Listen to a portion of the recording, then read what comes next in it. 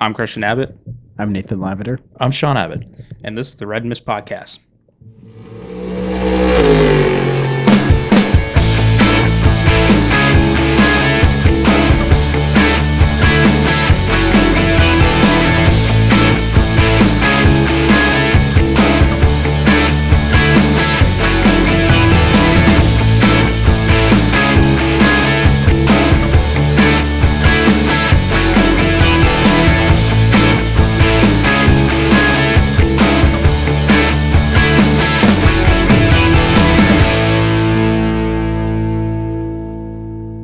Wow, what a day. I just finished watching an incredible Indy 500. Watched the Monaco Grand Prix this morning. Yesterday, a little bit of the Nürburgring 24-hour and into the night and into this morning leading into those races.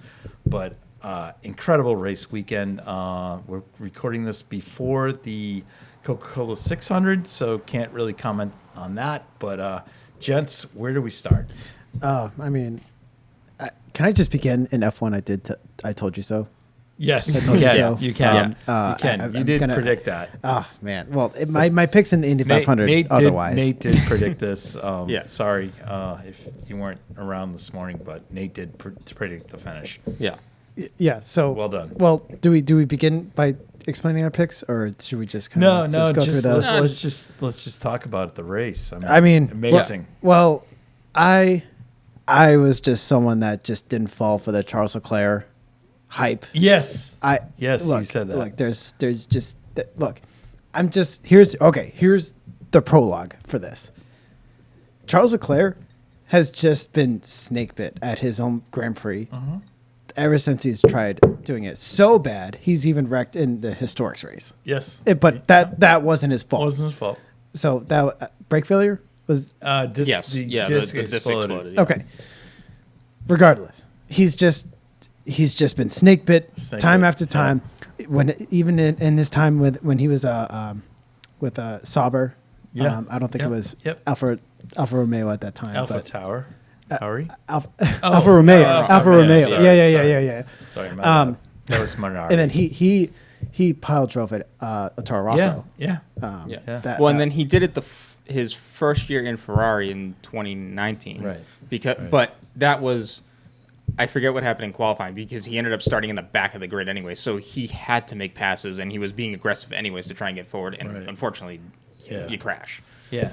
But I'll be honest with you, dominated practice, P1, P2, P3. This weekend, he the did only other everything person, right. the only person that was of a threat to him was Checo, Sergio Perez. No, it was Sainz.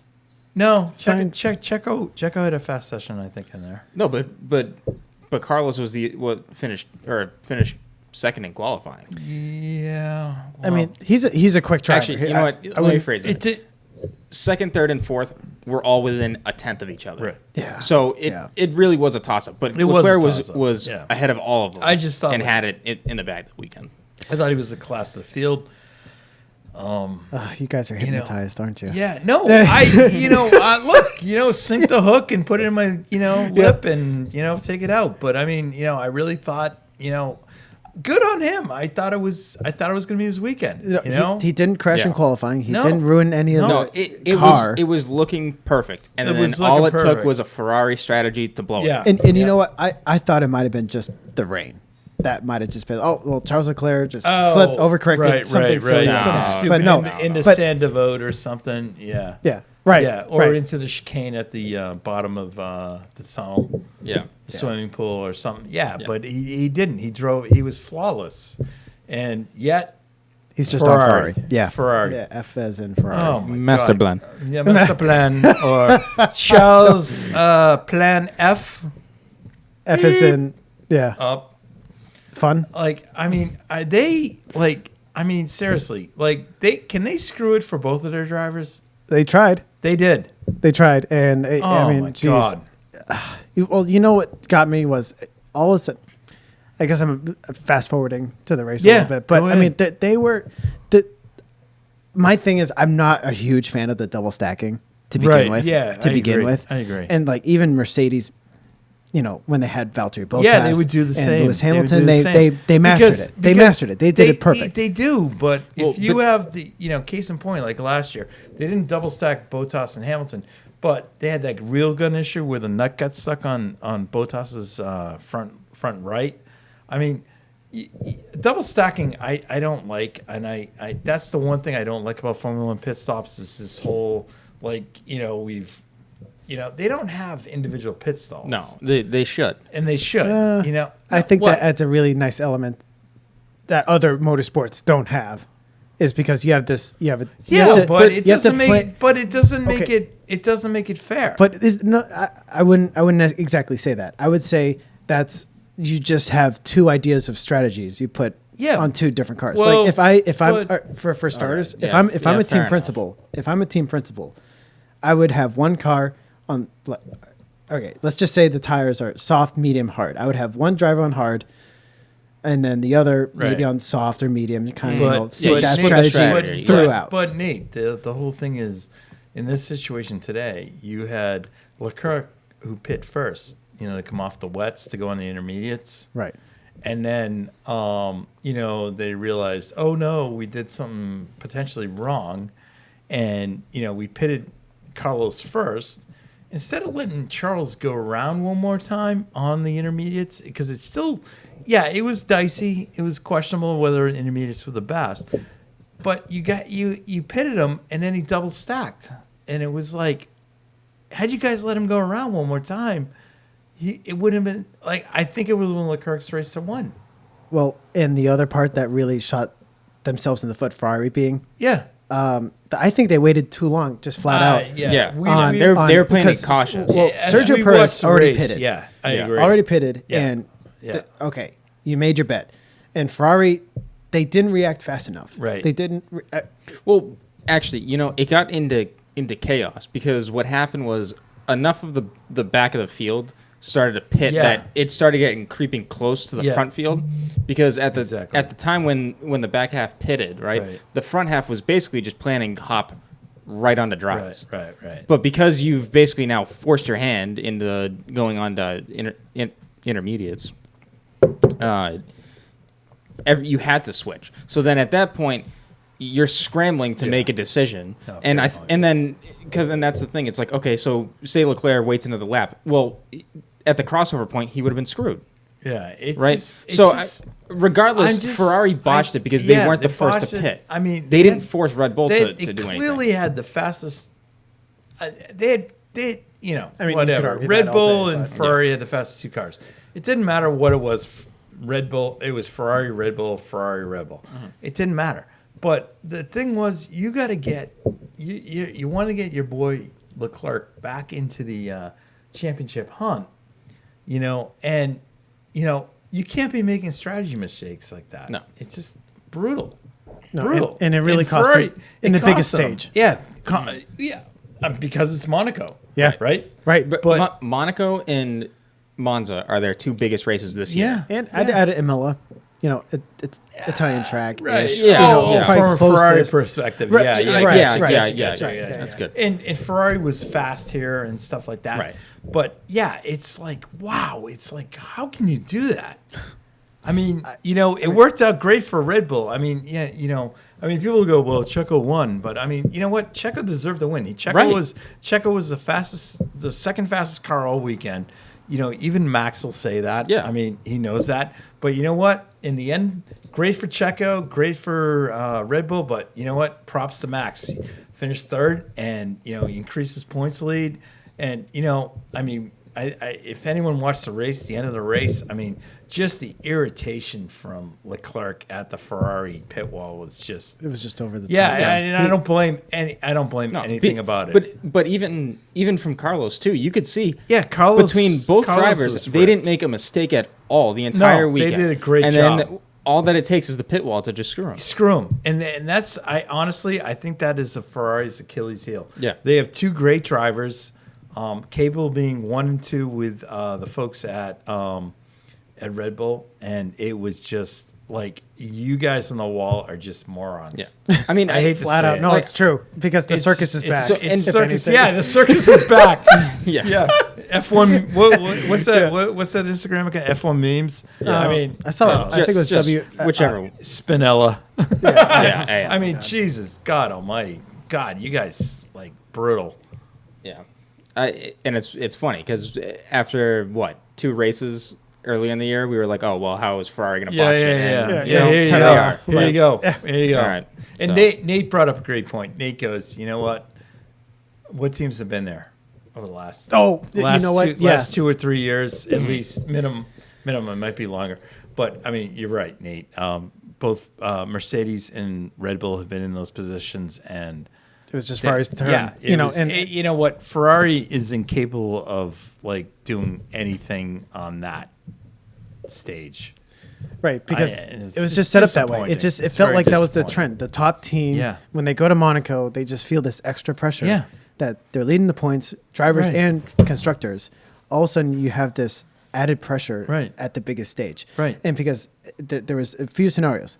If 2016, Daniel Ricciardo had that Red Bull just didn't have the tires out. Yeah. I mean, where in the world do you hear that? No, in F1. Right. And then last year, very rare. Last year, you had the Bottas incident with the pit gun and the wheel nut welding to the pit gun. I mean, that's still crazy. But I mean, it wasn't good. It wasn't good for that wasn't good for Mercedes, as you noted. Wasn't good for Red Bull. But I'm just like, I can't believe that you would pit a guy. Like you want Leclerc to pit, probably within 10 laps of changing over. And it's like, let him run for a bit and then pit him. And it just, I don't get it. Don't get it. Like situation time. If I was in such a position, I would almost react to Red Bull's pit sequence, but maybe just. But they didn't. They didn't. They waited quite a few laps. Yeah. No, that's true. And they lost all that time. No. And but Charles Leclerc they reacted. had a lead. They reacted with Charles. He pitted first, okay, and went to the intermediates. And granted, with Sainz, they waited, which is fine. Now you're trying to do a split strategy, which is, you watch American, Indycar or whatever, NASCAR racing. Not that's racing. NASCAR so much. Anyway, even I'm saying that. So we'll come off that. But in IndyCar, there's split strategy. Yeah. It's like if they split the strategy and waited like 2 more laps, they would have been fine. It's unbelievable. I mean, the guy is winning his home race. Right. And the most prestigious of all the races, too. Of the races in Formula One. He's winning it. And all you got to do is figure out, well, when can we pit him again and he can win the race? And you blow it and you have him come in on top of your guy, your other guy. Yeah. And now it's like. Well, the number 2 driver, too. Number 2 driver. And it's just like. You're sitting there and you're like, laughable. Red Bull. Like, if I was on the wall at Red Bull, I'm like, did this just happen? Yeah, a free Monaco Grand Prix victory. Did we just win this? Yeah. I mean, and once that happened, it was amazing because, we were all sitting there going, this was like a gift for Red Bull because Red Bull, now they got Sergio Checo in first place. Max is in third. And if Sainz screws up, makes a mistake, he's second, and still ahead of Charles Leclerc. Still now he's expanding his lead. Yeah, it's like so it's a win-win for Red Bull. It's a win-win for Red Bull either way. Unfortunately, if you go back to Spain, could that have been? Could you have said Checo should have won? Yeah, we were talking about that during the race. We all agree that Checo should have won that race because Max threw it off the track. Right, But Red Bull was like, okay, we're gonna go for the we want the championship lead on the driver's side. Okay, I would no, right? I got something to add, but that's kind of good. Because here's my thing. Well, that's what they wanted at that point. Constructors. But in the end, Checo wins the most prestigious race in the world. I hear you. Great for him. No, it's he has the check box, but you know what this does? This is also going to be I would say a future Red Bull problem because now you have Checo seriously in the hunt for a championship. Well, he's 15 points behind. He's 15 points behind. That's still striking distance. It's striking distance. It is. But so but the question is, does Checo show up to other races? right. Sure does. Next Right. race is Azerbaijan, and he is so good at that track. Well, last year Max was dominating in a flat tire. Got him. No, you can. Perez was on Max's ass race. You can say that with the but- flat tire. Prior to the flat Prior tire? to it, yes. Really? Yeah, because I stand corrected. Because the shot of Max going off and he's having it, podium there with Force Perez is India. right That's there fine. with him. That's fine. That's fine. So Okay, no, he's a street. I circuit just driver, can't I would believe say. Ferrari is that incapable. Yeah, honestly, I and can't believe it. This is their one of their Because best we years in a were all while. sitting there. We were all sitting there like, what are they doing? But you know what this is showing is how much better prepared Red Bull has been because of the two prior years of fighting Mercedes the way they have. Yeah. No, whereas that's obviously true. With Ferrari, the last opportunity they had was with Vettel, and then granted Vettel made some on track mistakes, but still you a chance. Yeah, you're up at the plate, ready to take a shot, and you can't hit anything. So. Clearly, they're just not ready to win yet. No, I guess. but my feeling is the drivers are, but the team isn't. Well, you can say that because you can and you can't, because Sainz has also made mistakes. 2 or 3 mistakes in the past races. Gravel trap. You know what? Trap If in I'm, Monaco. I will say this: if I'm Leclerc, next race, and I have a feel for how the race is going, I'm gonna do what I want to do. Because honestly, if he stayed out there on his own, it wouldn't have unraveled the way it did. It wouldn't have unraveled the way it did. Yeah, I agree. If he stayed out for another lap, I don't think he would have gotten the jump. You don't? No, he wouldn't. But you know what? That's the difference between maybe first, second. I think but it's not fourth. My personal opinion. No, I think it's still fourth. My personal opinion is I don't think he would have jump on Checo, but I think he would have jump on Max. Because I think the way he might have gotten the jump on Max because they wouldn't have double stacked at Ferrari, but they would have double stacked at Red Bull. Right, but that I think I think in Charles's mind, all he wanted to do was finish ahead of Max, and in the race, I think clearly Charles could have. I think in Max's mind, Max wanted to finish no worse than fourth. Yeah, all weekend. If he got ahead of anybody on Ferrari, bonus. If he got ahead of Leclerc, double bonus. Yeah. And if he won the race, all right. That's what we could call it. No. Yeah. But you hit the grand slam, the superfecta. But I mean, I can't believe. Like I mean, when I'm going into these races now, if I'm Leclerc or Sainz, like I can't believe in it. I don't want to listen to anybody from the wall. Seriously. Yeah. Mm-hmm. Those guys, the Ferrari strategy is just team strategy. They got to get with it. But anyways, so I mean, props, congrats to Checo, great job. Carlos, great job. Yeah. Second again. But a good result. A good result. Good result for him and Max. Equals his best finish. Max. I know second place well, so it'll come to Sainz this year. You know what? I think from Max's perspective, I think Max kind of thought Checo should have won Spain. Well, for sure. No. I think based on the reaction at the end of the race, I think Max felt that Checo should have won that race. Had Max maybe been quicker here. I mean, Max admitted he wasn't quick. Well, he didn't feel comfortable with the car. Race car drivers are very selfish. So what? Yes. No, just kidding. Yeah. Right. All right. Breaking news. Wow. Where did that Shots come fired. From? Where did that come Alex, from? I didn't say that. Shots fired. I'm just saying. Gomesy, we're coming for you. Oh boy. Oh my god. Oh man. I'm giving it generic here. Like, look, if I'm on track with Christian, I want to win. Right. Christian, if him and I are battling, he wants to win. Yeah. Just black and white. That's what I mean, it I've is. put you off the track before. I've done a Yeah, lawn mowing move. Yeah, but the two of you have actually taken each other off the track before. And not lost first Yeah, and second. Yeah, So right. that's the No, difference. no. Yeah, right. let's put that You too. know, Like having you still seen- finished the race really Right. well. And I saw that from third place. It was awesome. We just had an Yeah. 18-second lead. Yep, and yep. we're Oh good. my Well, God. that's because the fat guy was in third. No, who? Me. Oh, Sean. No, I was ahead of everybody yeah, else. fine. No, Come on. I think it was probably more so the fact that we had the two juiced up carts. Yeah. Juiced up carts. Juiced up carts. Not Anyways. playing grab ass. All right. Yeah. You guys weren't. You know- until that. When No, until you the last locked lap. bumpers. But that's- Until the last lap, because yeah. Until you lock we bumpers. knew But like, all right, we knew well, that's what someone's it's gonna gotta be. win. Then Yeah. you lock bumpers. So All right. anyway, All right. off Alex, topic. I'm sorry. No, okay. For Spain, We're gonna have Alex I- on the podcast. Don't worry. I think we've already he's got more that than planned. welcomed. No, Yeah. we have that planned in a future episode. Yes. I think for Spain, regardless, Max would have won, because ultimately, Yeah. because Perez only pitted twice, and then Max pitted three times. My only thing with Spain is it's like, and Nate and I were talking about this today earlier before all the racing started. Our feeling on Spain was that, Max put himself on the track.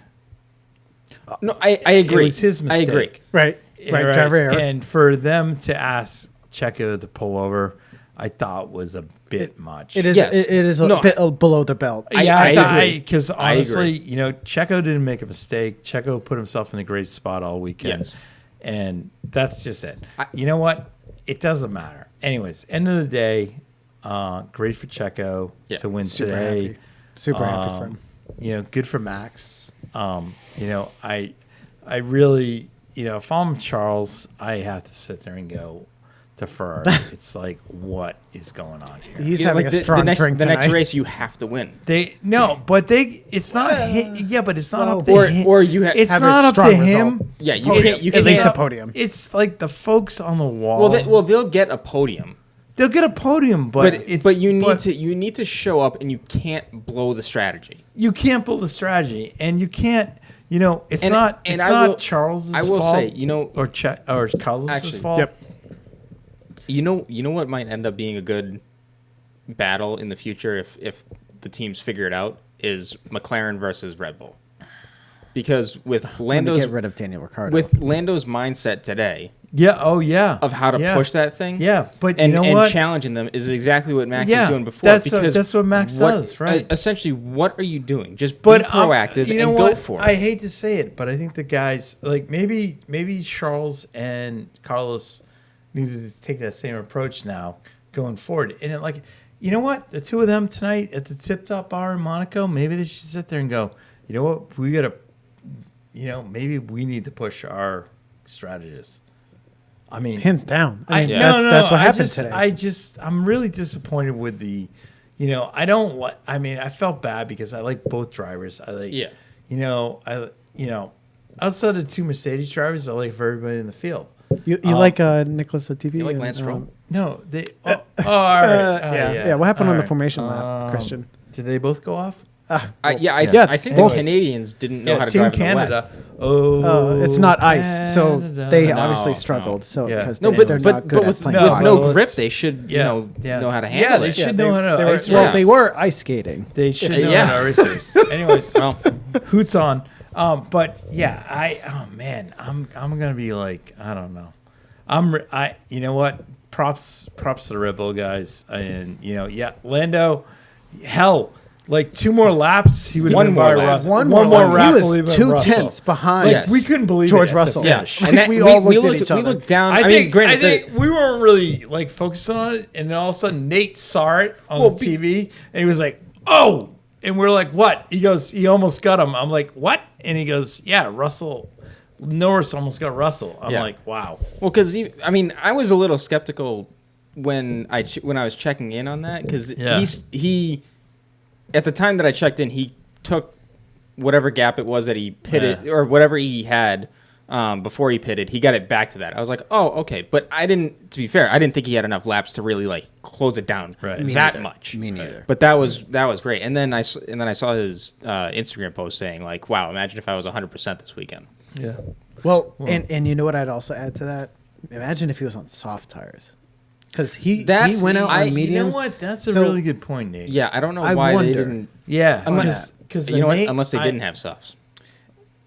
Well, I know. Did no, but Ferrari they- have I the think- extra hards? I don't know. I think you know, they- it kind of goes into But that question about tire inventory. Nate's right. Yeah. Like if he was on softs, I think he would have got him. You know, I think going into the next race, I'm probably going to watch the tire allocation a little bit closer going into the race weekend to see who's got what. Because I mean, I'll really, be honest it kind of with gets overlooked, especially when you get into these crazy races like this, because it's like, well, what do all the teams have? Well, right, because you get to the question where it's like, why did they put these tires But on? I'll be Like, honest with it's you. so- Yeah. I really enjoyed the fact that they had rain tires and then had a switch and Yeah. kind of. No, it made for a classic Monaco Grand You know Prix. what? Because we were talking about maybe doing this podcast live during the race, and we kind of decided to hold off and kind of watch the race and see what happens. But if we Better we live didn't. podcast, no, but if we live podcast, our luck, it would have been all dry tire race, and honestly, it would have been procession.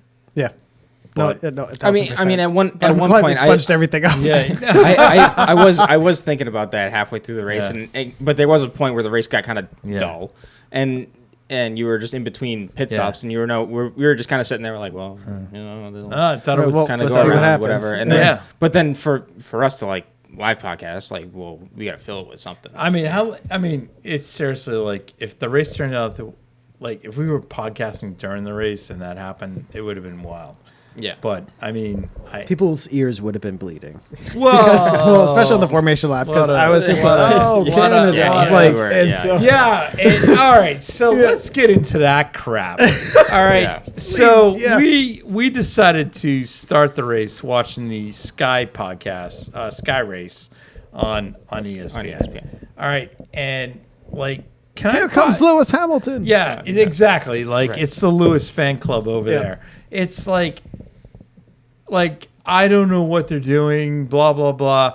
This, and About I'm the going, race directors. Yeah, about the Yep. race Yep, like yep. directors. yeah, because position on race. the race directors took the position to delay the start because initially.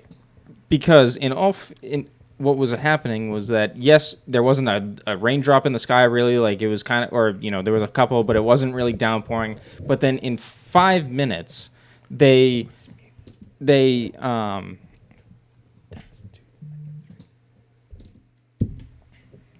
that better.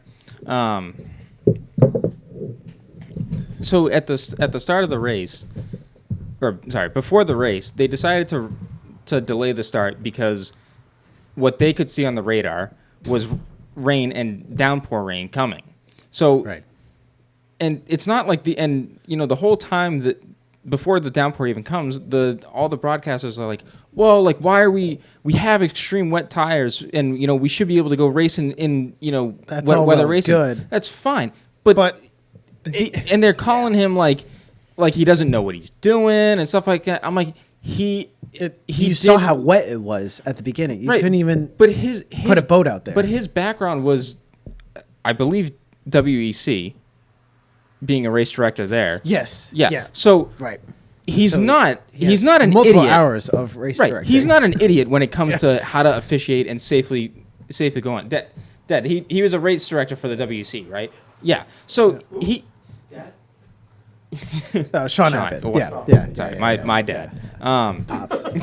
So they so to call him an idiot and he doesn't know what he's doing in F1, I'm like, well, clearly he was hired to do a job and he's doing it very well and he's doing it by the books. You're also Very much by the books. and he's doing it much better in a way that no team I can agree. exploit a gray rule. I agree. Because this is exactly what happened last year. I wouldn't say that, Well, last year was a Netflix year for F1 almost. yeah, but, Right, but Netflix blew it. They did blow it. They and you know blew what? that There's a season. lot of people Can that I go can't one, go Can I past. go one step further? Yeah. Had they, I think if Eduardo Freitas and the other gentleman, that's the race directors, and I'm not blaming Michael Massey either. I think because I don't think personally Michael has the support above him. Okay, whereas Eduardo and the other gentleman that are FIA sporting directors, they do some pretty serious races. Le Mans, European Le Mans series. Michael was kind of under Charlie Whiting Right. And you know what? When Heavy F1 influence. unfortunately, when Charlie passed away, Charlie would have done the same thing as these gentlemen did today. He would have held the race. Yeah. Okay, because Charlie doesn't want to see. Charlie wants to see a race. He does not want to see a Ping pong. Cluster, he doesn't. a cluster. I'll be beep show. He doesn't want to see that. Right. Neither do these gentlemen today want to see that. No. No, they want to see Nor motor does racing. Michael Massey want to see it. I mean, I know Toto wants to see it. Michael, Toto, it's a motor race. Anyways, I thought it was perfectly fine on their end to do what they did. Yeah. And Well, because had they start, they would have red flagged it anyways. they would have red flagged it anyways.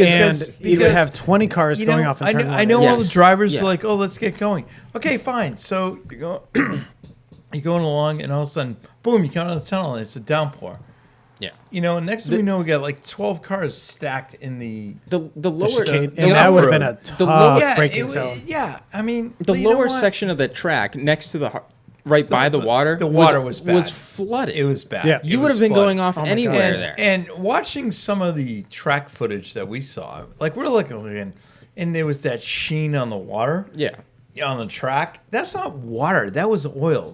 Because it's 'cause a it's a normal street course, Yeah. street track. Yeah. Yeah. I mean, like You can see the billboards hey, on Crofty, reflect from the right. track. Hey, David Croft, get it through your head. You're not a race director, okay? And it's not a Lewis Hamilton race fest, all right? Yeah. And my female friend Megan, or whatever her name is at WTF. What's her name? Anyways, sorry. Yeah, her DRS thing. It's like, you know what?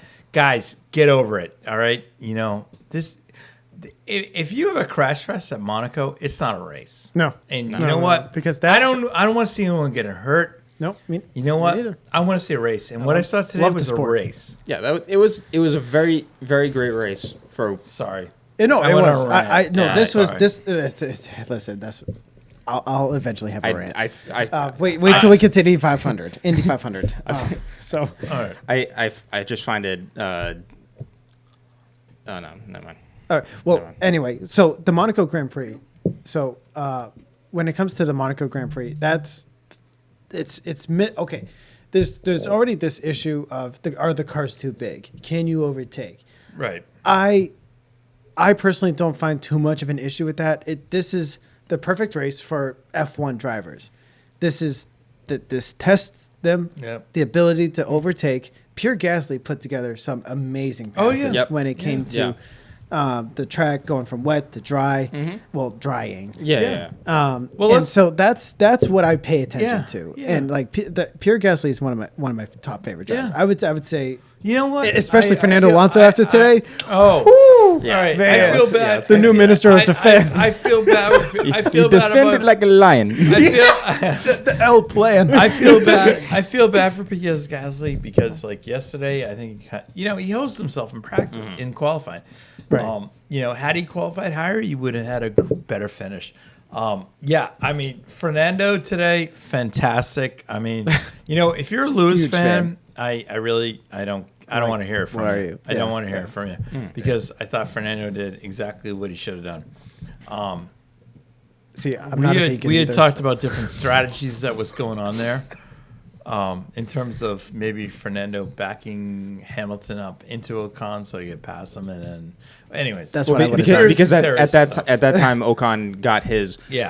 5 seconds. I'll say Alleged his 5 second his penalty. BS 5 5 second seconds. Which penalty. That was that was not BS. right. That was crap. I couldn't I have believe seen that. I have Yeah. seen harder hits in IndyCar. But Lewis was going for Then- the overtake. Like he's hitting a parked car. It does it. He's going didn't- from behind. Yeah. you, In America, there that would is- be, the insurance In where? company would in America, America. they would find the car from behind at fault. exactly. So Yeah. take that situation together. You're and not, there you go. Nate, you're not Lewis Hamilton. I'm sorry. So, No, I'm yeah, not yeah. Sir Nathan Lavender. is So, what- exactly. Thank you. I mean, look, we all agree Lewis is a good driver and everything. I'm not going to call him great, but he's a good driver. No, yeah, I 7 don't- championships, But Yeah. anyways, 100 plus wins. You know what's Right. like, dude, you had no business doing what you did. No. Yeah. That was wrong. Well, no, but even even so much. I like think it was just a bad call too. Yeah, I So- think That, like- I think the stewards made a bad call on that. I don't Anyways, understand. But then, yeah. You know what? Great strategy. Yeah. Great job by Red Bull. Congrats, Sergio. To Checo. I love seeing Christian Horner Yeah. on the podium. You know what? It was with great. his Yeah, It was Red great. Bull boys. You know what? Oh, I'm man. really psyched for Checo because now he's become the winningest Mexican Formula One driver. Yep. Or Yep. in David Coulthard's term, the greatest Mexican Formula One driver ever. It was like No, I think what- he's the greatest Formula One Mexican driver, Grand right? Prix Yeah, Mexican- series. whatever. Yeah, I have he no stumbled idea his what words that- somehow, yeah, but yeah, it was live. no, So anyways. you know. So you know But- what? Checo he overtook Pedro Rodriguez today, and I will say the Rodriguez brothers are, those two were amazing drivers. I'm dating myself, but I'm very fortunate to have seen both those guys go up against some of the greats in Formula One and sports car racing and endurance racing. So congrats to Checo. I like Checo. Big day for him. Yeah, and congrats to Red Bull. You know what? It was really cool Congrats to to see. Carlos. I mean, good job. Yeah, but great bounce you know back what? from Ferrari, get it together. Jesus, God Almighty. Well, I know. I Nate, can I it's not that hard. Do I tell the listeners my picks? Yes, go ahead. No. Yeah, Yeah, we go can ahead. We did wait, the picks so before the no, race. I Yeah. really want to save my picks for last because That's fine. No, That's fine. That's We fine. don't, That's need- fine. we don't That's need to fine. talk about them. That's Just go fine. ahead. Sean go ahead. Christian, No, please. no, no. I So mean- I picked. I went Leclerc, Sainz, Verstappen. I figured after You were hypnotized. Perez's spin in qualifying and the historic race? damaging the car. I didn't. No, Perez, not Leclerc. Oh, I'm sorry. Because of the incident where the Red Bull team basically had to rebuild his entire rear end, and then Right. also Carlos hit Was him the as aftermath. well. Yeah, Right, it hit him. So I figured Perez is going to have a brand new car tomorrow. He's not going to know how it handles or anything like that because he's been driving that. He's basically going to have a brand new car underneath him. Right. So I figured it would have been very processional and it would have gone the way it did, or the way Monaco typically goes. And maybe same But- for Carlos Sainz. Correct. Because right. the rear assembly. That was, but I think the Ferrari had enough pace in it that for this weekend that it would have, that Carlos would have been able to stay ahead of Max. Right. Right. Yeah. So anyways, I went Leclerc, Sainz, and Verstappen. That didn't work out. But actually, I shouldn't say it didn't work out. I just didn't get Leclerc. I got Sainz and Verstappen. Yeah, right. So I got two there out was of three. two of those. Yeah. So, I mean, technically speaking, right, you're 66.7% theoretically correct. Right. I'm above 50%, so I'm better than average. So it's right? right. At least when I was in high school, the passing grade was 65 and over. So I guess you passed. Yeah, I guess I did. So passing grade to you, but Yeah. I gotta tell you, I just was not buying the Charles Leclerc hype. And I that's- really and wasn't that's fine. because you know what it was last year, where he had like the 1991 Grand Prix. Yep. Yeah. Hype helmet and look, I get that it's his home Grand Prix. I do, Yeah. and look as an American, if I'm in F1, I want to win the United States Grand Prix as a home race. Yeah. But I do want to win the Monaco Grand Prix, just simply flat out because it is the most prestigious F1 race there is on the calendar. Yeah. And look, for Charles Leclerc, it's a bit of an oddball because it's both. Yeah. For him. Yeah. And so there's, do I say it's double pressure for him? I mean, I'm not Charles Leclerc, but I Well, would I would would sponge say- it up I as would such. I would even Yeah, I say, think even it on is. top of that, you're driving for Ferrari. Yeah. No. So it's Right? triple. I know. Yeah. So It's you have all the weight in the world on Yeah. you, and you're carrying a lot of stuff. Well, if you're Olivier Panis, Did you ever think you were gonna win? no, he was not. No. He was not a pick to No. win in 1996. Right. He was not. 94. Yeah, 94? sorry. Yeah, 94. My bad. Anyways. Anyways, It's okay. But I get where you're going from. Yep. I mean, Yep. I honestly, I want to see Charles win. it'd be cool I to really- see. No, it'd No, be cool I really to see. do. But I really do. But I can't. felt like- that it was. It's not. It was 96. It was 96. Yeah. Ooh, 96. Boom. Yeah. Hey, Hey, listen. all right. Sometimes I read the history books. I stand corrected. Anyways, I Wait, who won in '94 though? Now I'm curious. I'll look it up. oh Jesus, it's gonna be Senna. No, he No, died. No, yeah. Oh, before. Imola. Yeah. Come on, Imola was John. before. Sorry. Tasteless. Anyways. I'm sorry. But he is still the king of Monaco. I'm not laughing. No, but come on. No. But I get where you're coming from. I think Charles, I honestly. You were hypnotized too. I'll be honest with you. The kid was awesome all weekend. Yeah. No, you're right. He was Pole, awesome. No. Well, in practice, he was first in. It was him and Sergio. Him and Sergio. FP2. Boom, boom, boom, boom, boom. And I'm like going, this is like, okay, fine. Look, I'm going to claim I'm the biggest. I love Max. All right. Max didn't have it this weekend. No, he didn't. No. But Sergio Perez was consistently ahead of Max throughout practice. Yeah, but qualifying. You know what? Not every driver's going to have it every race. No. But you know what? But Max didn't get out of the car and pout and scream and whatever. Just let the race come to him. This is, I think, the difference between last year and this year. Yeah. However, I will say last year it was either win or second, and the gap in points is much bigger. Now, with 4 drivers with the potential to win a race every weekend, it really isn't do or die every weekend. Right. Well, but I think Max has learned that getting points is important. Yes, because last year he's never been in that position before. No. Last year he was contending. Yeah. Right. Right. I think they were all. I think Red Bull was also riding. Let's just say Silverstone, the accident never happened last year. If Silverstone didn't happen, if the accident Monza didn't happen, no. But if the accident didn't happen, and Max finished second, right, that's -7 points. He still would have been in the points league. So at that race, if Max finished second, he would be plus 18 on his total from the finish of the season. The only other race after that. Well, no, good point. The only other race after that might have been Monza. No. You can. I will say Monza. Keep it as a crash because both him and Lewis have no points, right? So you can take that. The other race that he lost points was Baku. Right. Which was no fault of his own. So right there, if he finished at Silverstone in second, and if Pirelli didn't screw with the tires and give him a bad set to then have him win that race, or even if he finished second, right? You would have been 18 and 18, 36 more points, and you would have gone into the last race already champion. You and I talked about this during the offseason, about where the point differential happened. Look,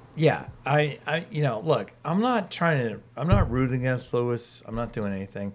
It's just dude. Of all the drivers on the grid, you like him. Yeah. I like Max. I just like his style. But it's dude, it's you got somebody else there. Okay? Now there are 4 guys ahead of you. 5 guys. Yeah. Because Mr. Fifth place. Yeah. He kept the streak alive, but just by 2/10. You know what? I'm done with him. I'm done with him because Lando is Mr. Saturday. Mr. Sunday now. Yeah. No. He's Mr. Consistent. He's Mr. Consistent. No. He's Mr. Consistent. All right, so for those on the podcast, Mr. Consistent is George Russell. You know what? Lando eats your rear end. Anyways, moving on. So, he does. Anyways, Nate's over there. Okay. It's just I like the way the season's going. I like the respect at the top that everybody's showing each other. I mean, but you know what? If Lewis is up there, Lewis is just being a dick. All right. I hate to say it. Yeah, it's the same. You know what? He's driving dangerous, man. Well, but he's driving dangerous. Yeah, man. Some of his moves. I'm going, dude. Today, some of your really. Oh, so you can hit Ocon, and you for some reason don't get a penalty. I still don't understand that. And how many times have we watched that back? Even after watching the Indy 500, that still is stuck in my mind. There were some worse hits in that race than that one was. Oh, yeah, well, in Carb Day, where Santino, Ferrucci, right. But pushed David Malukas. We'll you know what his penalty was? You can't practice for the last 20 All minutes. right, but we'll joke about that because In a minute, but- it's Ferrucci, you know. You got Ferrucci'd. He got Ferrucci'd and stuff. You know what? But the guys get out. Okay, fine. They shook their hands, whatever. You know, gave each other the finger. I don't know what. Whatever. Willpower. But willpower. Anyways, but at the end of the day, you know what? It's like, okay, you made a mistake. You hit me. Whatever. Like Lewis, like he freaking clouded Ocon. Yeah. And Yeah. he's just hitting a punt car. And he gets away with it because he's whoever he is. But the other thing too is that, like he'll be like, I'm not a dirty driver. I didn't and then, drive dirty. And then I can go right to YouTube and find just I a can find compilation 9,000 of 10 things of him videos. driving guys of off 10 the track. onboards. I of would him add just more than absolute- 10. Right. No, All but right. but you know, Yeah, 10 like you can You know sit what? there and I say, think we agree. We're Yeah. kind of sick of the whole Lewis, like, you know, hoop, whatever. Anyways, he's fine. awesome. Yeah. It was a great race in Monaco. I mean, congrats to Red Bull. So, dun, dun, dun, dun. My picks were. Oh yeah. Oh, yeah. Eventually we got to get around Did we to that. miss Yeah. that? Yeah. We didn't get to that. No. Sorry. Anyway, so I'm so sorry. No, what? No. My picks before the Grand Prix. Yep. And you They two were. can vouch No, for we this. can vouch for it. I Yep. did not get hypnotized by Charles No, Leclerc. no. My picks were Sergio Perez. Can you guess? Carlos Sainz. I Yeah. thought you had Verstappen second. And No. He had No, Verstappen third. I did have a split. He had And Verstappen. the Red Bulls. And He had concludes a to my split. third place. I did pick Verstappen to come in Yeah. third. Yeah. Just No, because, he- I mean, no. just based Yeah. on Well practice, done, Nate. Yeah. Verstappen was just behind the No, eight ball, no. at least Yeah, for yeah, starters, yeah. on Right. Sergio Perez. Yeah. Yeah. And your reason for, just FYI, Nate's reason for Leclerc falling behind everybody was Ferrari. Yeah. I thought, you know what? It could have been a DNF. One of two I things. just did not see one it of two happening. things. Yeah. One of two things that Nate saw was Charles making a mistake, which he's been prone to do. It happens. It happens. Don't we Or all? Ferrari Just- screwing it up. Yeah. Yeah, And, just Spinella. and But today, Ferrari screwed it up. Ferrari, I can't believe it. I would not have guessed it would have been a double stack issue. I thought it might have been, a Valtteri Bottas, Yeah. like wheel change, Yeah. or just Yeah. Red Some Bull kind of problem. in 2016 not bringing the tires out. problem in the pits. But of all things, it still was a pit road issue. Yeah. But it was But Ferrari it was just screwing an it up. awful double stacking. Yeah. So, anyways, a fun Monaco race. Yeah. I Classic, really enjoyed classic Monaco. Another Grand one to add to the this- box. And it went down to the wire. I and will the say four this. drivers, the Yes. top four drivers, All in were the same camera on shot. top of each other. Yeah. And Because- kudos to Carlos Sainz. He could have been a real, fill in the blank Mm-hmm. if he really, threw it in the chicane and caused a problem. Look, Max might have. And Right. Charles could have benefited Right. from that, but But- I think he's thinking bigger picture. Yeah, This is and he just needs a good result because the past couple races haven't been what he's and wanted. these are still yeah. big points for Charles Leclerc. I Right. mean, not Charles Leclerc, but like Carlos Sainz. Yeah, And this is just the momentum he needs, No, going forward. it was great. And look, I'd even add he's going to get a win this year. I don't know Carlos? where. Carlos Sainz. Yeah. yeah. No, for I sure. think he'll win one eventually. I think it's gonna he- take some time, but I think he might eventually. win. Right. Monza. But you know what? Sergio Perez. That would be a sweet one. That would be awesome. Which one? Monza for Sainz to win. That'd be Sainz. cool. Yeah. Charles Leclerc has already won the hearts. I And was if both hoping, drivers I was can, hoping Carlos would in Spain, but Yeah, Monza would be well, cool. Yeah. Well, and Carlos Sainz almost won. No, in but McLaren I just when I Pierre like, Gasly won. You know what? Yeah. He was running him down. Yeah. I'm going to be that really was. honest. I really like the respect between the Red Bull and Ferrari drivers. Yes. You know what? They weren't playing grab ass. No, But even but even after battles the that race, between they're just all gently about things. Yeah. Like honestly, last year Lewis was like, or But I think whatever. I think and that's then a general- George just does it. Like I'm gonna be honest with you, He fits in. He's had very it. Mercedes. I've had like, enough Toto, of Russell here's how I already. want Yeah, it's everything just to like do. you know what, fits in Russell, just I've well. had enough of you. You know what? It's like I'm rooting for Lando over you because Yeah. like Lando is so much cooler. Hey, that kid, it just drives me out the wall. Anyways, so great race. Let's move on to Indy. Well, before we go, Oh, yes, please. does anyone want to take a guess at who won the 1994 Monaco Grand Prix? I have the top three. Olivia Panis. No, we we've already established established that. he's 96. 96, Yeah, Sean. 96. Damn it. Sorry. 94? 94. Why? Why 94? Well, because you said that he was 94. Can I take a guess? Don't say Senna. I'm not going to say Senna. I'm It's going to not. say Michael Schumacher, the Benetton. Dead. That'd be my guess because he won the championship that year. I have no idea. Nate, you would be correct. Really? Wow. Oh, Does anyone want to take a guess at who finished second? Damon Hill. No. David Coulthard. Nope. Who? Martin Brundle. Whoa! Scott Goodyear finished. And Scott Goodyear. and I just know that nickname too well. Why is that, Sean? All right, you finished. All right, and- Christian, tell and- us who and finished third. Third was Takuma Sato. Gerhard Berger. Oh, Garber. I thought it was Guido Van de Gotter. But anyways, anybody right. watch the Nürburgring 24 Hours? No. Audi was leading with an I'll hour. tell you what, didn't. gentlemen, folks, listen to the podcast, watch that race. Fantastic. Anyways, moving on. Let's go to Indy, and let's talk about Back the home greatness that again. happened. Yes. Let's talk about the greatness of the Indy 500. So I think we should first start with our picks and then kind of roll into it. My dark horse pick was no other person but JPM.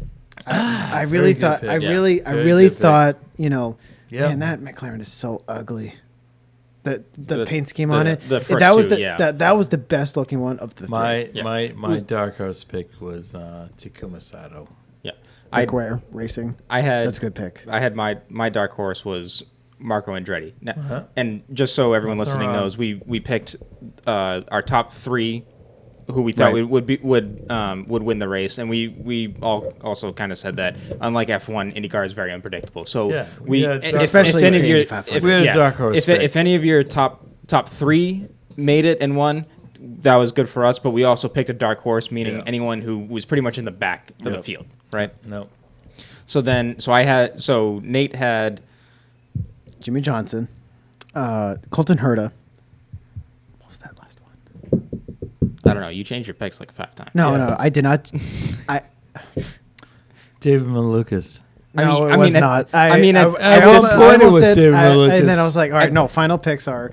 at this point, you already have two that No, it was ended their race early. Colton Herta, Jimmy Johnson. Mm-hmm. Did you pick Ed Carpenter? I no, did. no, he did. You didn't. I did. Plot twist. Sean did pick Ed I Carpenter. did. God, why am I forgetting this one? All right. I'll let Anyway, you, let me try to gather it because. Guess what? He didn't win. So. Right. I went for Dixon, Jimmy Johnson, and Tony Kanaan. Who's your dark horse? My dark horse was Marco Andretti. Yeah. Good pick. Good Yeah, pick, good pick. Marco. Any of the Andretti cars actually. Yeah. Rossi had a good run at the end, Yeah, but yeah. He sure did. But He was- the Andretti he was in team position. just didn't come with it this year. So unfortunate. And but their then- best car crashed. And my picks Right. were, from a dark horse perspective, I had Takuma Sato. Mhm. I had Dixon. I had Dixon. Yep. I had Herta, and I think I had TK. Yeah, TK. TK. So my third pick was Joseph Newgarden. Yeah. Yes, you did. Yeah. Yeah. So Yeah.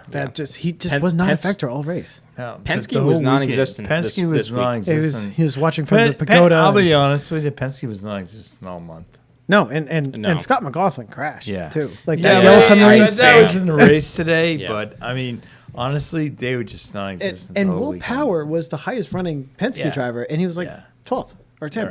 Right. You know, just lurking. I just was kind of leaning towards the guys that I picked. TK was a really strong TK choice. was picked. Yeah, TK.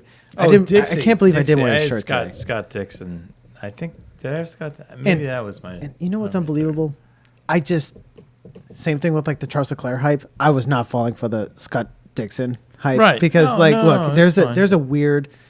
Yeah, he's had some Scott bad, Dixon he's curse. He's had some bad luck at the track. Well, and last year was a fuel or slash restarting issue. Well, 2 years because ago, he ran out of gas. 2 years ago, he had the guy. He had what was it? Castanevis go flying over his head. 2017. Yeah.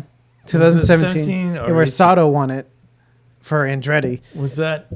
And then in 2020, in 2020, it was between Scott Dixon and Sato. Yeah, but who went until the finish? Yeah, but what year did Spencer Pickett?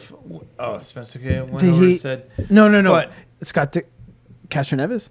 No, there was 1 year, and Dixon was going along, and then somebody went over his head, and he crashed. Anyways, Scott Dixon was the one that was flying. Let's not get into and that. Castroneves went underneath. He hit Jay Howard because Jay Howard went. What? What's the Jay Howard? Jay Howard in 2000. Is that guy good? No. Somehow he gets a ride at Indy 500. Anyways, well, he's got a checkbook. Anyways, oh gosh, if I had that. Yeah, if you only had that. Anyways, I thought it was a great race. I thought, oh, damn it, sorry. I thought everybody was doing really good. Honestly, I thought the top three were doing good. There were a lot of guys lurking. We kind of pegged Sato as somebody who was lurking. That was a good dark horse pick. Who else? Alexander Rossi. We picked Rossi, and we picked Montoya. They were all kind of lurking, and it was like one or two yellow flags, and those guys were in it. You know what? There wasn't a yellow flag at an odd time. Right. All the yellows came right around the pit stop window. Yeah. So it didn't really let the order shuffle. Yes, some guys got screwed because they didn't pit, but they didn't. The order didn't really get completely shuffled. Yeah, Prologue got Alex screwed. Prologue got screwed because he was already committed going into pit road. Yes. And then.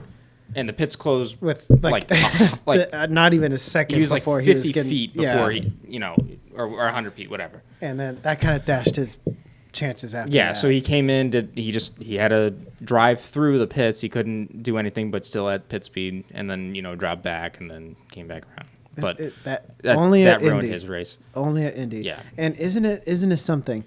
And even Scott Dixon, until the final pit stop, he was caught speeding. Right. Going into pit road.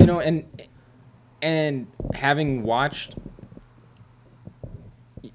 I haven't been watching IndyCar nearly as long as I have with F1. So, but I've really gotten into it the past, I don't know, 3 to 5 years, like really watching the championship. Yeah. And it's Dixon is definitely one of those guys where through strategy and just good driving, he is always right up there in the points. And you could have seen that the year that he won the championship, where he just would utterly dominate, and then would always, if whatever happened in qualifying, strategy would just, they'd work it out and get up. But that's because of the team that they have there. Right. So it's not just him. Like it comes with the team that he has and the people who are there on his pit stand. Right, and you know what's good about Scott Dixon? He can make a bad situation into an okay situation. Yep. Like if he somehow flips the car, he'll be the guy that brings it to fourth place. Right. Like that's just what he could do. He's just that good in these Indy cars. Mm-hmm. And my first Indy 500 that I watched like live was when in 2009 when Castroneves won his third one. Mm-hmm. But even then, it was that time was when Scott Dixon and Dario Franchitti were paired. Mm-hmm. Dario Franchitti did a year in the NASCAR Cup Series and just ran into a complete string of bad luck in a Ganassi car in NASCAR Cup Series. But even so, that was still pretty much a mid-pack car, I'd add. Even though I know Chip Ganassi likes winners. But, I mean, NASCAR's just a crapshoot. He doesn't just like winners. He loves winners. Loves winners. Well, you'll come to learn that he loves Marcus Ericsson today. Yeah. So, after today, definitely. But Spoiler alert. A spoiler alert. And I tell you, I really, coming down to it, Tony Kanaan was there. He was there. If this race went green, I think he would have still got second. Yep. Because Paddle Ward was 3 seconds off. Yeah. Yeah. There was, you're not, unless. No, there was way too big of a gap at the end. Well, unless, Marcus Ericsson, Jared Hildebrandt out of turn 4, then, second place wins the race. Actually, and to be fair, I probably was putting that idea of a finish to the side, and, I really shouldn't have, because, what was it, 4 guys had issues coming out of turn 2, and I think the 5 cautions? I think it was is? because of the wind, unless someone out there can correct me if I'm wrong. But I think the way the wind was blowing was the reason for why a lot of those guys were having the car just come out from underneath them. Well, and you know what it was? It collected 3 rookies. Colin Eilert, Jimmy Johnson, and Romain Grosjean. Yeah. And Romain Grosjean, he said in his interview, it just spun. Yeah, he doesn't know he has no explanation idea. for how that happened. I think Jimmy Johnson said the same thing. Yeah. Yeah. No, and I was pretty bummed because I really wanted to see all 3 of them finish. I wanted to see a lot finish only because I kind of am partial to him. But, Jimmy and Roman, I thought, honestly, I'd like to see them finish because I really want to see him back next year. Yep. I want to see Roman back because I really want to see him. I think he's a good IndyCar driver. Yeah. Jimmy, he struggles in the road courses, but you know what? One hell of an oval racer. You know what? Yeah. He's a great oval racer. No, and today he was there in the top 10. Yeah. He led a lap. Wow. Thanks, Dale Jr. Yeah. Woo! But Dale, yeah. Bradley Wood. But he got screwed in one of the pit stop one of the cautions in one of the pit stops. One of the strategies. Yeah. But it's the way it happens, though. Unfortunately. But eventually, only at Indy. he got it around. Oh, wait a minute. I'm trying to get my headphone here. Yeah. Had an eerie feeling that was the. No, it was get it. Yeah. Anyways, But I mean, a lot of good hard racing today. Yeah. At the Indy 500, And there wasn't any what? BS moves. Yeah. No. You know what? No. I'm gonna be completely honest. Ericsson deserved to win because he was like we all talked. We were during the race. We were always talking about guys that were lurking in that 10th to 7th to 10th spot, and I think that's like the biggest thing. It's like guys that are in that area there. Those are the guys who can win the race. And you know what? Ericsson was in there. He didn't put a foot wrong. Right. No, he didn't put a foot wrong.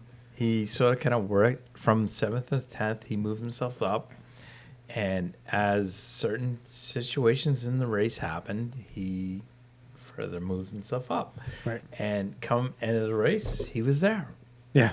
Well, and not that I'm an IndyCar driver at all by any means. Yeah. The last year when I did the iRacing Indy 500. Yep. Who's your was spotter? that would be you. Yeah. Because We person get it. that I would spot for normally finally spotted for me. Please. Yeah. But yes. But I'll admit I wasn't fast by any means. I kind of just hopped in and tried to do my race, but my whole game plan was just make it to the end because that's all I knew. And then I knew wherever I would have been a good spot to finish. I don't think, and I'll admit, I don't think I passed anyone on track. I think I passed everyone via pit stops, and right? then just and just look at strategy. 90% of that, that's what happens in the real race. Well, and Oliver Gavin was in your race, and he ended up. Who? Oliver Gavin. Who's he? He used to be on a Corvette. Used to be a Corvette driver. Corvette driver. Georgia? Yeah, but he was in your split. Yeah, he was in my split. He crashed. He crashed. Yeah, and Christian I mean, Abbott. he Shit beat him. happens. Yeah, sure does. Yeah. Anyways, I'm joking. I tell you, and that's what happens. And I was, in such a moment when that happened, I was just as shocked as anyone. Yeah, I was 'cause like, I okay, came out- Christian. All right, Like I had to first get my breath, and I was like, all right, Christian, calm down. Like, right. Because like, you got this. At the time when Good point. because I think he crashed coming out of like, 4. He coming out of 4, like right in front of me, and this was with like 5 to go or something like that. Yeah, no, it was getting to the very bitter end. And I ended up, in the end, I ended up finishing second.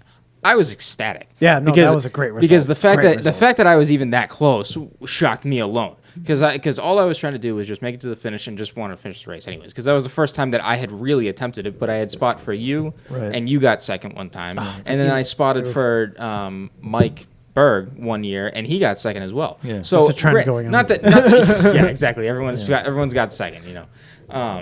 But including Scott Goodyear. Not that I'm an expert strategist either, but it was, you know, you start to figure out how the race goes, and clearly, like, we're even sitting here watching today's race, saying like, all right, like at the second to last caution that came out, and they started going, we were trying to figure out who pitted, because by that time there was 40 laps left. 42. Yes. 42. And, you know, by a slim margin, someone could have pitted during that time and gone to the end, and you would have ended up having a Rossi kind of finish where you're clutching in around half the lap, right? Right. Well, and you know what it would have been today? It would have been 37 laps, or 36, 37, give or take. Yeah. Because what happened today was it was 2 guys. It was Jimmy Johnson and Juan Pablo Montoya. Helio. Oh, and I'm JPM. sorry. That's right. Yeah. Okay, so At the end of the first stint of the race, JPM and Helio went for 37 laps. Right. And then they pitted. So which I mean set the precedent, because what at that point is like, all right, do we start with finishing a fuel run with 30 laps, just totally banking on cautions, or just going full beans, versus, all right, let's kind of skip a pit stop and go with 36, 37 and, you know, see if we can play with this kind of strategy.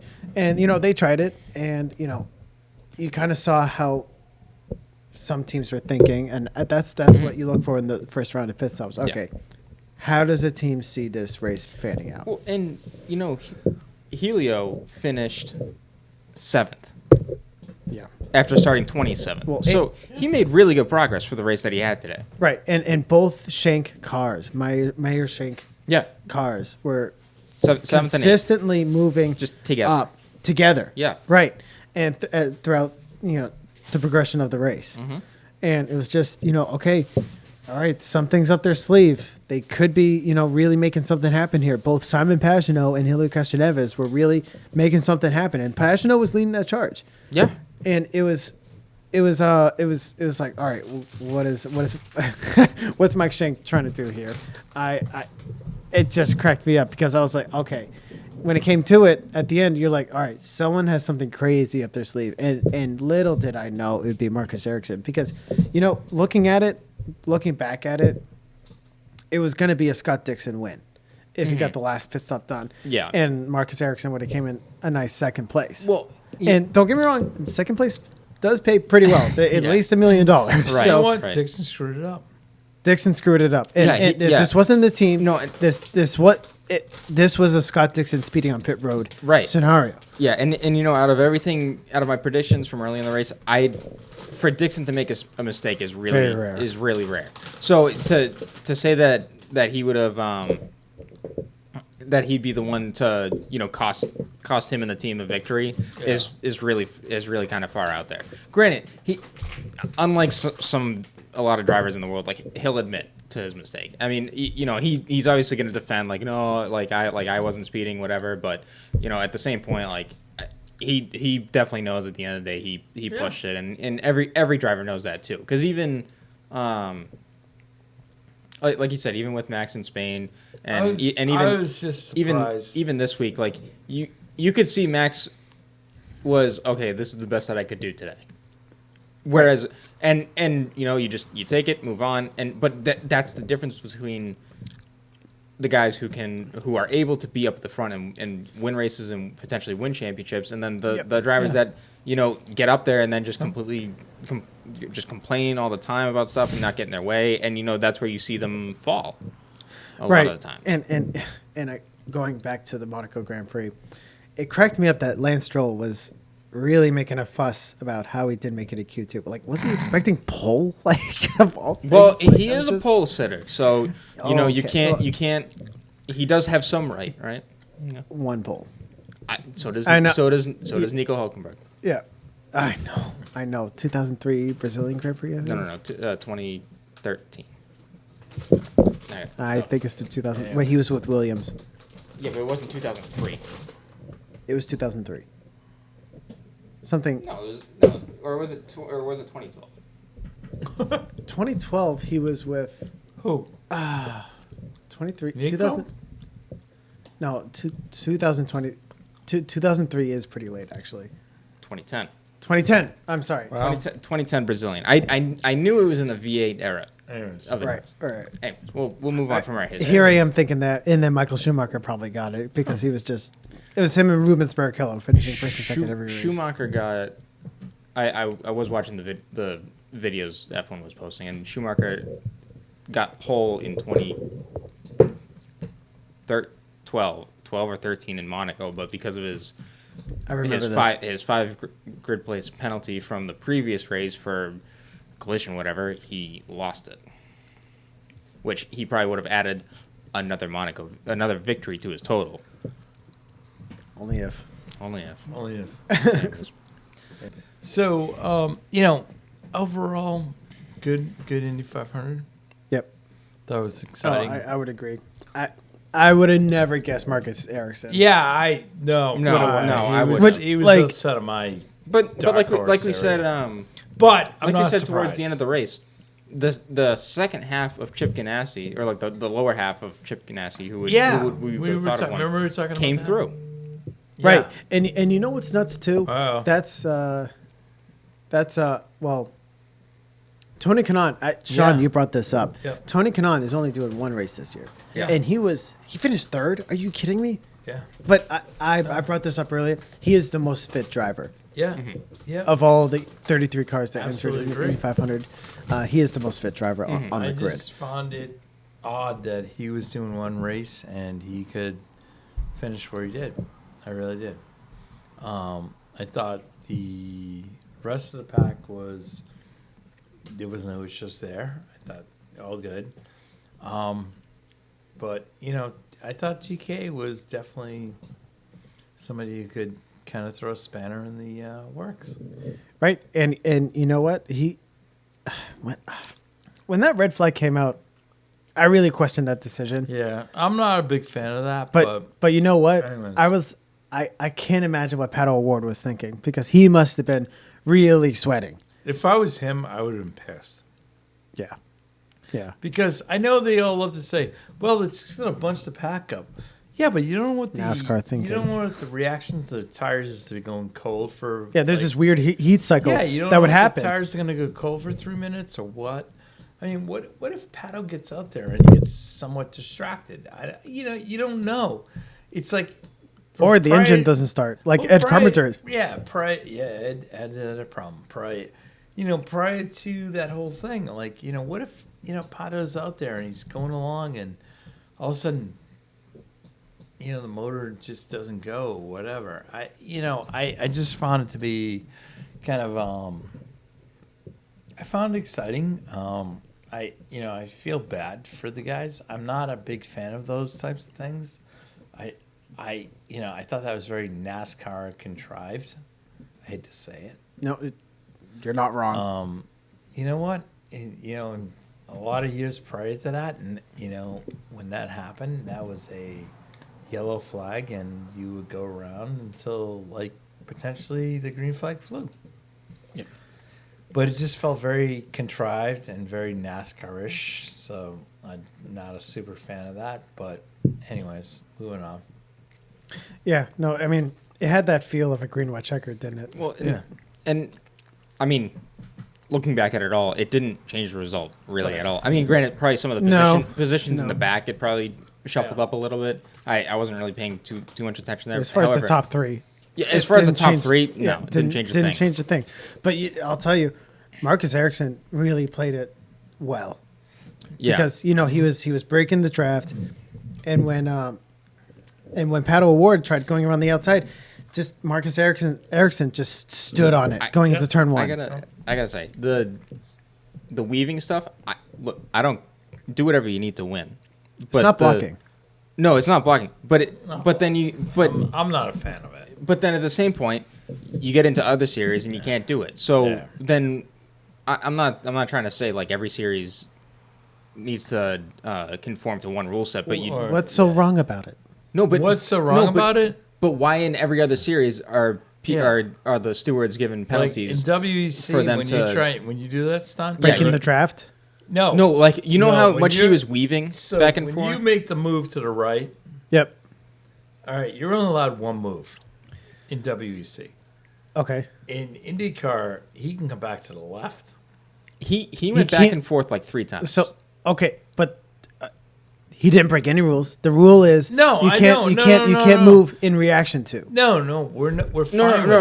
I'm just saying like in general. I'm just making an observation of. Yeah. I find it funny how you can weave like that on that track, but say you go to Road America down the front straight and you're weaving back and forth, right, going into turn one, and the guy has a run, and then at what point? Because if you're consistently weaving back and forth, is that considered blocking? At that point, if you're weaving back and forth, you should be called on it. But again, this is where me, I also don't care really if they weave because and Nate, I'm going to be honest with you. Yeah, I agree with your question. I'd prefer no action, but I mean, some of the stuff that goes on is just garbage. Yeah. Because even today in the Monaco race, there was one time where Sainz was close enough to make a move on Perez towards the end of the race, and Perez kind of faded to the inside, and you could see Sainz had to get out of it. If he didn't react, both of them would have been out of the race, and Max would have won. Right. Yep. So when you come to situations like that, I really don't care for the weaving because if someone is going to do that, then guess what? I would be doing the same thing because that's the perfect way to win. The way I look at it is if I saw that there was no one there and I could take that gap, okay, I'm going to take it. And you know what? If I'm going to park it in somebody's garage for the points, I'm going to park it. And you know what, Christian? Good luck. That's just but I mean, that's just me. But there was just a lot of, I don't understand the crap, I guess. So despite the weaving, and if they just did one move, kept going, Pato O'Ward gets it. Oh, undoubtedly, Marcus Ericsson loses that if he doesn't weave. I'm not saying he can't. My thing is, I don't think Ericsson would have lost that race. I'm just like the crap that goes on behind him. I think it's crap. That's just my opinion. Gotcha. Got my opinion. I don't think Marcus would have lost the position. Regardless. Well, because I think it would have been a. I completely defend Marcus for doing that because the race was almost taken away from him anyways because the red flag, like you said, I don't think the red flag should have came out anyways. No, because I agree with that. Because it's not like 500, not the Daytona 500 plus overtime. Right. Because the crash happened, because where the crash happened, it didn't damage the track. Nothing really needed repair. All they needed to do was clean up the car. There was nothing. They already had 3 other cautions just like that, and they didn't throw a red flag. So why are you throwing a red flag at the end of the race like that? Because guess what? It's the end of the race. Oh. And they want a show, not just to finish the race. This is where I think racing in general just needs to relook at itself. Needs to balance this motorsports versus the show aspect. Yeah. Because, yes, I understand you want to put on the great show that racing can be, but the problem is if you prioritize the show, you end up with NASCAR. Well, and I'm sorry, when you get into a bunch of artificial rules to create green white checkered situations all the time, it gets old. And then then you get into this situation, you're like, wow, you sit even today at the end of the 500, you're like, wow, we just did 192. No, I'm sorry, 190. 194, I think. Because it came out with 5 to go, so I think 194. 5 to go, 10 to go. So 195, 490 miles. They went 490 miles, and the last it's a 10-mile sprint to the end. Right. So why do we even have to do the 190 miles before that? No, you know, I hear you, but IndyCar wants to. So I think IndyCar has a great opportunity here to really make itself a really strong series, because now what you have is you have NASCAR as a WWE series, if you will, and then what ends up happening is F1 now is Netflix controlled. IndyCar, well, and they're not like they have fans to cater to, obviously, right. But I would even add that IndyCar has like this golden opportunity to really make it a race where it could be a normal race. Like it, unfortunately, sometimes it finishes under caution, but I don't understand the consistency where it's just all right. We have 4 cautions where there's no red flags, and then the 5th one just happens to be has I'm okay. a red flag. I'm okay with a race finishing under caution. Like it sometimes it happens, and you know what? And since I think the point of where the safety came really into motorsports and was pushed forward was probably Senna's crash, right? Yeah. Because after that, you really do see a shift in safety and how it comes into motorsports, and there really isn't any kind of any major accidents after that at all. Yes, there's some here and there, and that's always going to be a factor with motorsports, because it is what it is. But yeah, to just finish a race just to have a show. I mean, granted, we waited another 20 minutes just to have the same result, and I mean, and actually, what would be interesting to see is if you go back on all those green white checkers for even NASCAR too, how much does the result actually change before the end? Sometimes it does make a drastic change, because you know what it is. There's plenty of scenarios where the leaders get into it, and then 10th place wins, right? And that's just NASCAR. But with IndyCar, look, I think if you threw the yellow at the end, it would have been the same result either way, right? With this, because look, Marcus Ericsson just pulled the rabbit out of the hat, and really made something happen. I'm not going to say he pulled it out of his ass, because I would even say he was the middle driver, the third driver. Oh yeah, at Ganassi. Right. I'm not trying to put Kanaan and Johnson behind him based on skill, but I mean based on the season. And even based on pace this weekend. And pace. He was very third. quiet. Yeah. He didn't try too hard and wreck it. Yeah. That's important.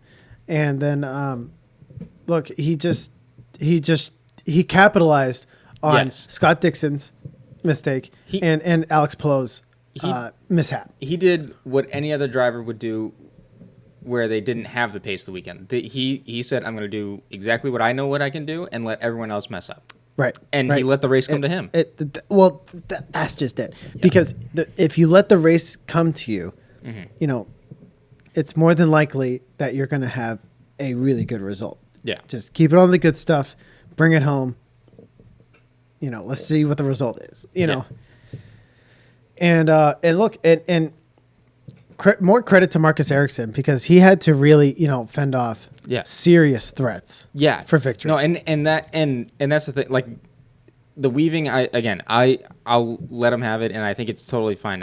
All I was pointing out earlier was just an observation of I just find it funny how in some series you go like this, and in other series you don't. Yeah, but he had a 3-second gap before the caution came out, and that that's almost figured out right there. Yeah, I would have done the exact same thing, and it was a great defense for a 2-lap sprint for 5 miles. Like that was fantastic for what he did. Yeah. So, well, and he got the. So I have a question for you. Yeah. If you had your choice of milk in victory lane, if that second place was first in iRacing, chocolate. What would be your pick for milk? Whole. Whole? Yeah, I'm really basic. I mean, I don't really drink milk to begin with, No, so I mean, I go really I basic. typically drink almond milk, Chocolate. so Chocolate. chocolate. Yeah. I'd have strawberry milk. I think that'd be quick. Yeah. some good Nesquik. Oh my god, I think strawberry milk would just be taste way better coming out of the cockpit. Would it be as red as that smooch that Ericsson got after the win? Wow, that was. Yeah, that was a fat smooch. Yeah. Oh my god. That'll be his new profile pic. No, well, I tell you, I would pour the milk. I would have a few sips and then pour it on my hat. I know some people are like, oh my god, the milk's gonna go on your hat, your fire suit. Look, you won the Indy 500. I was gonna say you're probably gonna soak it up, man. You're probably gonna retire the suit anyways and preserve it. Seriously, So helmet, suit. I mean, the car maybe, right? Right, but- Canasti's gonna keep that car forever. Oh yeah, but the suit is enshrined now. Like it's Right. It's got Right. more value than it's probably worth for this just the season alone. Right, and Marcus Ericsson's a few $1 million richer. Yeah, So, right. So he's gonna Right. get a fat check coming out of that. Yeah, And I'll pay for his entry next year. No. sure, well, he's an Indy 500 champion forever now. yes, His he face is always going to be, on the Bork Warner Yep. trophy. So that's really amazing for him. Yeah. And you know, and it's really interesting. This whole wave of ex F1 drivers are now really adding their names to the list. I think of if it's F1 drivers, I think of Jacques Villeneuve, Alexander Rossi. You know, a few starts in F1. Takuma Sato. Yep. JPM. JPM, and he has the widest range in victories. Yeah. But in between Indy 500 victories, 2000 and 2015, 15 years. What was Helios? 2009 to 2021. Okay, so he was close. Close, He was Close, in but but yeah. still, he's but still, competitive. but I tell you, Yeah. his first one came in 2001, and his most recent one came in 2021. That's 20 years. So Yeah. that range is still pretty impressive in Right. itself, getting Right. 4. And then 16 or 17. No, there's in between, right? But no, I just all in all, great race. That's why this is the greatest spectacle in racing. Mm-hmm.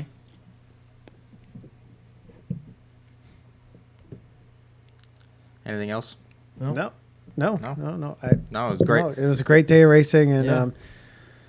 I'm not going to watch the Coca-Cola 600.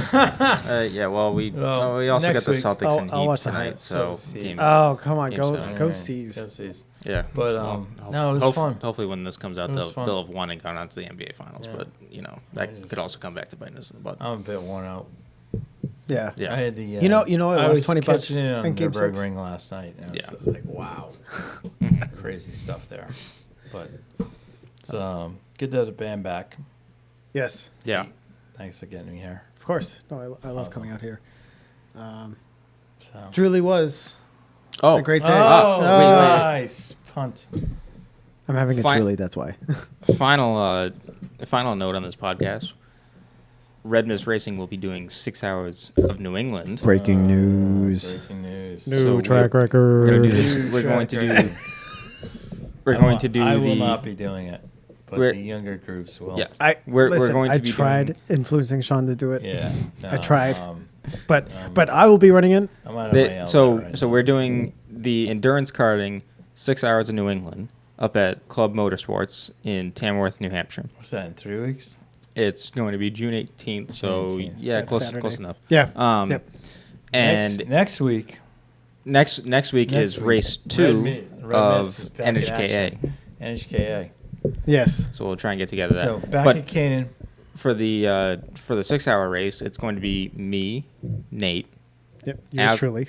Alex Gomes, Alex Gomes and who? Evan Rackison. Yep. So the 4 of us have done. Whoa! Is there somebody else? Have There's- Is there hold a on. fifth- is The there a the fifth the driver? the 4 of us have been doing all of the iRacing endurance races over in the off season. Yeah. And we've had some good success there. So we bringing it to the real world, we're gonna see if we can carry that into it. I mean, granted, we're all right. good. And then we're not going to have me lagging out. Or no. There should be no technical. The only lagger. Yeah, I'm pretty good at that. There shouldn't be any technical issues with this race.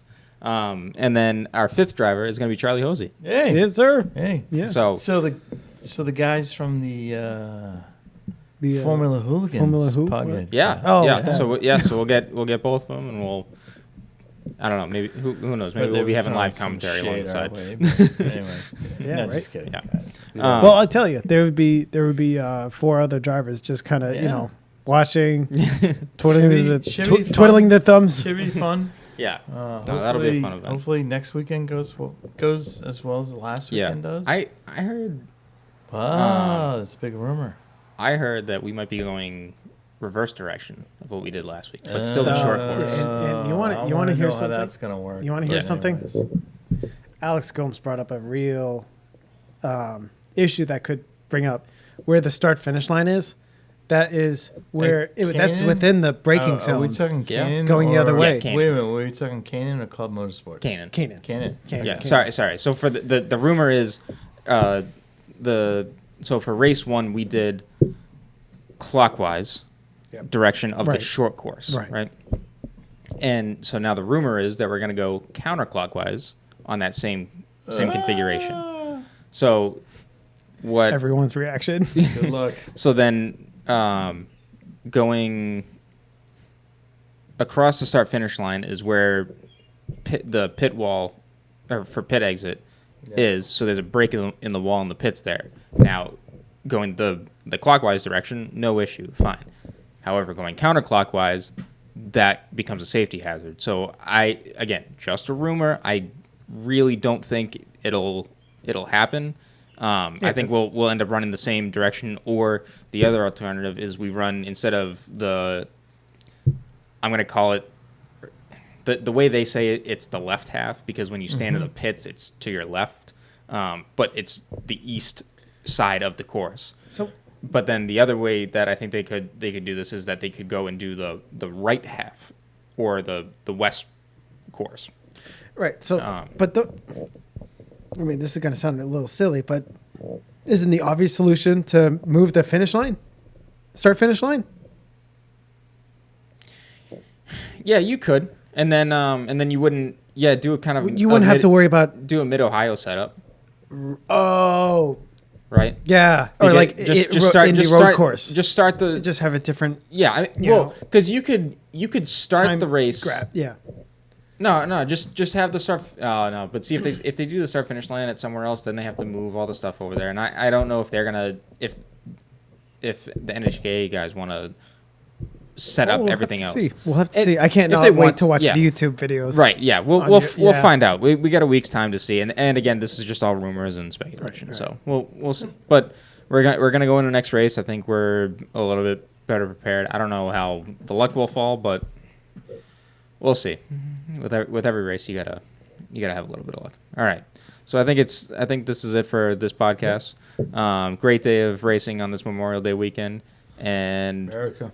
We got some great results, and I think we'll catch you guys next time. Yeah.